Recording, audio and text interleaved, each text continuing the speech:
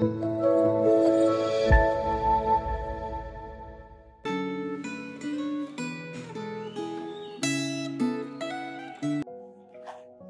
Tuhan, saudara sekalian, kita berjumpa kembali untuk bersama merenungkan bagian firman Tuhan. Hari ini kita sudah sampai di kitab 1 Samuel pasal yang ke-6. Mari kita memperhatikan ayat yang ke-14, 15, 19 sampai dengan 21. Saya akan membacakan untuk kita sekalian. Kereta itu sampai ke ladang Yosua orang Bet-Semes itu dan berhenti di sana. Di sana ada batu besar. Mereka membelah kayu kereta itu dan mereka mempersembahkan lembu-lembu sebagai kurban bakaran kepada Tuhan.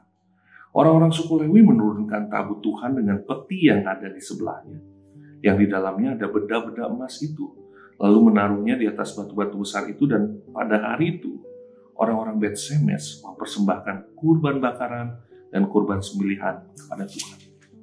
19. Dan ia membunuh beberapa orang Bet-Semes karena mereka melihat ke dalam tabut Tuhan. Ia membunuh 70 orang dari rakyat itu. Rakyat itu berkabung karena Tuhan telah menghajar mereka dengan dahsyatnya. Dan orang-orang Bet-Semes berkata, siapakah yang tahan berdiri di hadapan Tuhan Allah yang kudus ini?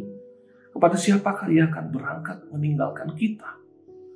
Lalu mereka mengirim utusan kepada penduduk Kiryat Yearim dengan pesan, orang Filistin telah mengembalikan tabut Tuhan. Datanglah dan angkutlah itu kepadamu. Mari kita berdoa. Tuhan, terima kasih. Setiap hari Tuhan memberikan kami firman, untuk kami dituntun, untuk kami dikuatkan, untuk kami diingatkan.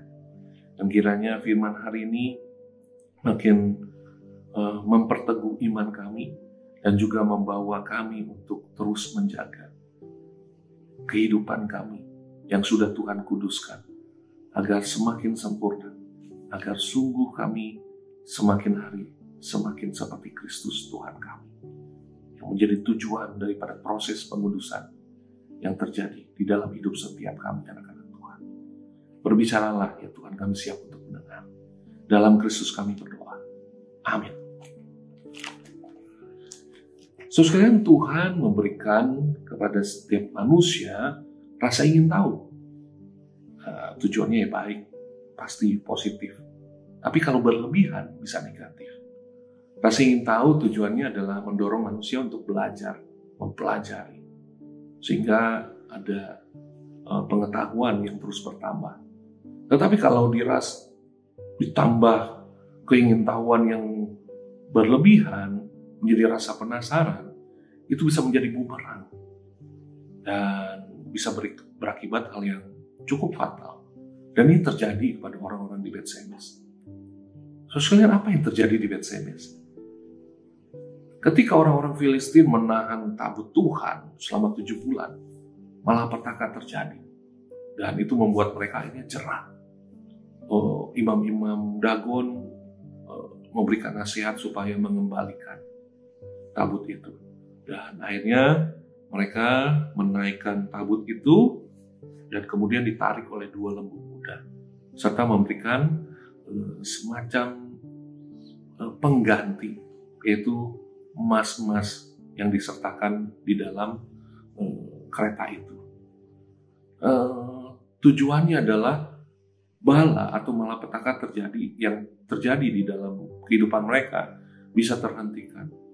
Maklum saudara sekalian, karena mereka tidak seperti umat Tuhan, orang Israel, yang tahu tabut itu harus dijaga dengan benar-benar.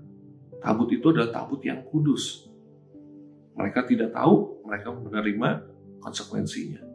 Tetapi ketika tabut itu sampai ditarik oleh 2 lembu muda itu dengan intervensi Tuhan, sampai di Bet-Semes, orang-orang sana yang kebanyakan adalah orang Yehuda, orang Lewi, karena memang Bet-Semes itu wilayah yang tadinya diberikan kepada orang Yehuda, itu tercatat di dalam Yosua 15, dan kemudian akhirnya diserahkan juga kepada orang-orang Lewi. Nah, di situ ada orang-orang Bet-Semes, mereka bersukacita. Dan kemudian mereka mempersembahkan kurban bakaran, kurban sembelihan bersama orang Lewi. Mereka tahu aturannya jelas. Tapi ketika tabut Tuhan itu ditaruh. Mungkin tidak ada yang jaga ya. Sehingga orang-orang Bet-Semes ini punya rasa penasaran. Mereka membuka dan ingin tahu apa yang ada di dalam.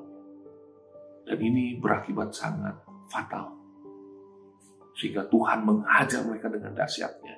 Dari 70 orang meninggal.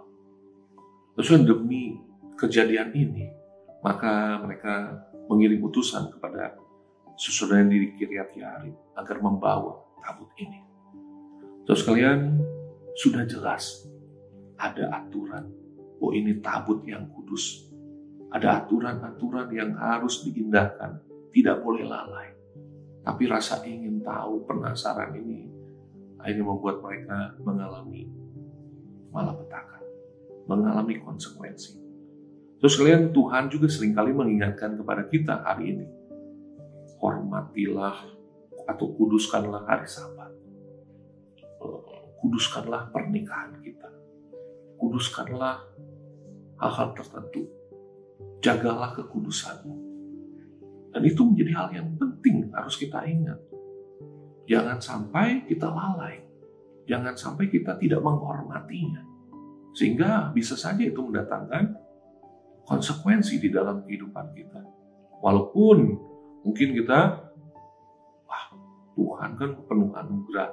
Tuhan kan pengasih. Tapi saudara sekalian, kita harus camkan hal ini. Bahwa Tuhan yang mengerjakan pengudusan di hadapan kita. Dia adalah Allah yang kudus. Oleh sebab itu kita harus dengan serius menanggapinya. Untuk menjaga kehidupan kita agar tetap kudus. Jangan karena rasa penasaran, jangan karena kelalaian kita, akhirnya pengudusan itu menjadi tercemar.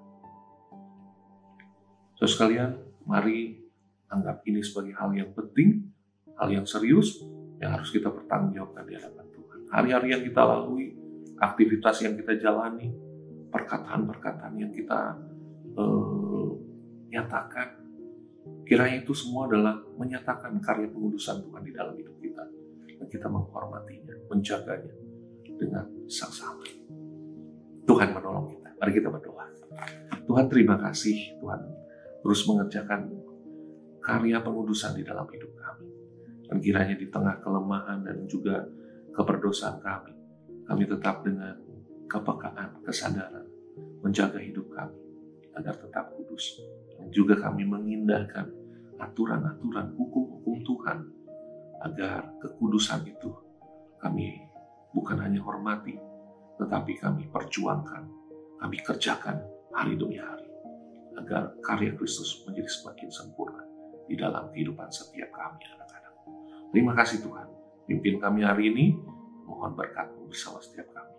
Di dalam Kristus kami berdoa bersyukur. Amin. Puji Tuhan, Tuhan memberkati kita semua.